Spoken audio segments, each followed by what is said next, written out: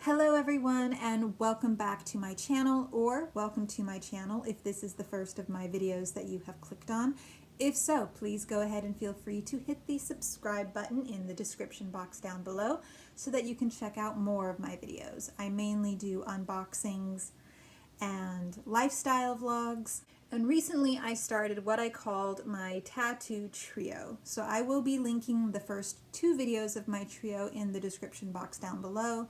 The first one, of course, was my tattoo tour where I show you all of the tattoos that I currently have. And the second one was tattoos and piercings that I plan to get in the year 2019.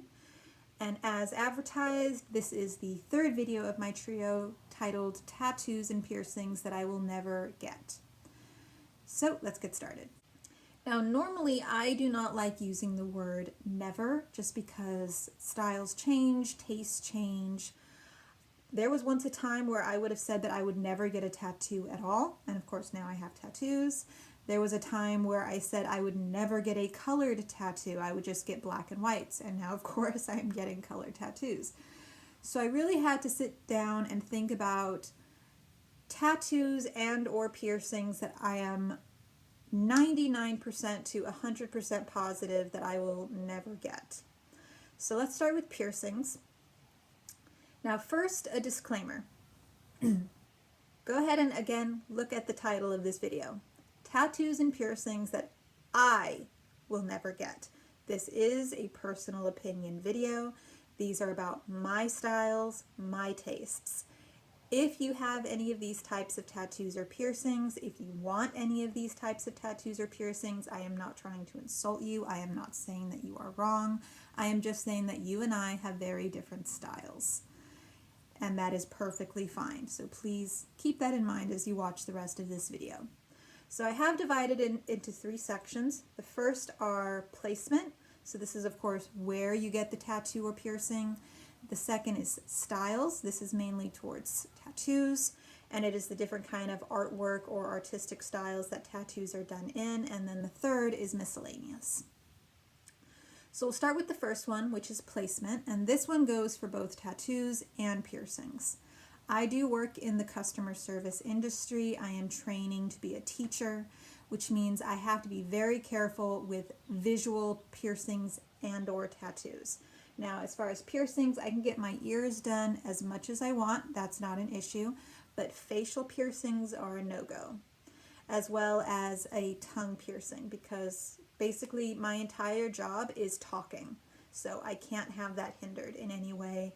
I know that there's a healing process. I know that there's a maintenance process, and I just can't do it.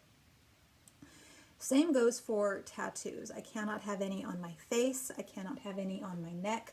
I cannot have any on this part of my chest that cannot be easily covered with a shirt. And I cannot have any on my hands or fingers. Now I can get them behind my ear, mainly because they're either covered by my ear or covered if I wear my hair down. That's perfectly fine, but nothing in a very visual part of my body. So that is it for placement. The next section is styles. So these are the four types of styles that I absolutely know are not in any way close to my personality. The first is tribal tattoos. Now I am not tribal. It is not part of my heritage. It is not part of my culture. I don't feel like I have the bravado and the personality to really carry one off. And I just feel they're a little too trendy right now, so that's number one. The second are blackout tattoos. If you don't know what that is, it's pretty self-explanatory. It's where you get a large section of your skin where it's just colored in black. I've seen them where they're done in like stripes. I've seen them where they're just done in a whole section. Again, I think some people really look great with them. They are not something that I think I would look good having, and it's just not part of my personality or style. The last two are Japanese style, so that is where it's where you see like the samurai, dragons, geisha girls, masks, sort of the old school kabuki, like theater masks, things like that. And then there's a lot of blackout involved in the background. Now, again, I think this stuff is really beautiful, but it's actually not even artwork that I am drawn to. I would never have it on my walls. I don't have it on my screensaver. I don't look at it online. So if it's not even something I would hang on my wall, why would I put it on my body? So that is number 3. And then the final one are old school tattoos. Now, old school tattoos I sort of identify with as when you watch an old classic movie and you see a sailor or a marine and they have like a ship, or they have a mermaid with her boobies, or they have a heart with the word mom, or you have like that old school like female profile. And it's very vibrant colored. Sometimes they're black and white, but it's just like a very old school design. I will include a picture of what I'm trying to describe because I don't know if I'm describing it very well. Again, I think these are gorgeous. Some people look absolutely amazing with them, but they don't fit my style or my personality. I've just never been drawn towards having one of them on my body. So that is it for styles. The last 2 are honorable mentions. Now, or miscellaneous. The first is I would never get anything in a language that I do not personally speak. So this of course includes the very trendy Chinese symbols, getting things in Sanskrit or Hebrew or French or German or Italian or Latin. And mainly it just comes down to a trust issue. I am not that trusting. If I cannot personally vouch for the fact that it says what I want it to say, then I don't want it on me, because I have just that kind of luck where I would get, you know, the Chinese symbol for, you know, bravery or beauty, and then I would go to China and they would go, you know, that's the symbol for bug, right? It would be my luck. It would just so totally be my luck. And I'm just not that trusting. If it's a language that I learn or I speak, or I can very easily find someone who does speak that language fluently and can vouch for that is how it's supposed to be written, then maybe.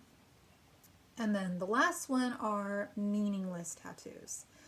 Now, I know that a lot of people do get tattoos that they simply think are pretty or that are very artistic. More power to you. I think you're gorgeous. It's just not something that I would do.